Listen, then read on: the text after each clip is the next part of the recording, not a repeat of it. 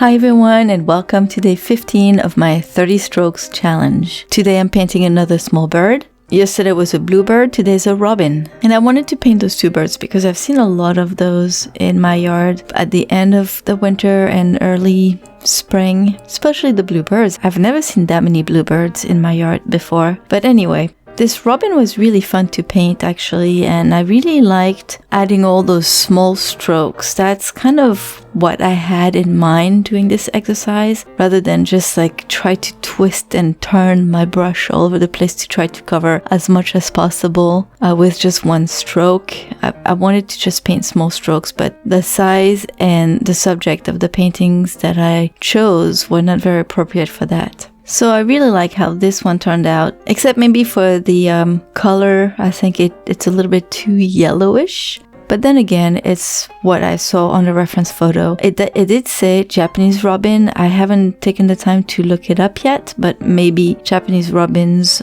have a slightly different coloring than the North American ones. Who knows? So that's it for day 15. Thank you all for stopping by. I'll see you tomorrow with day 16. Have a wonderful day, everyone. Bye-bye.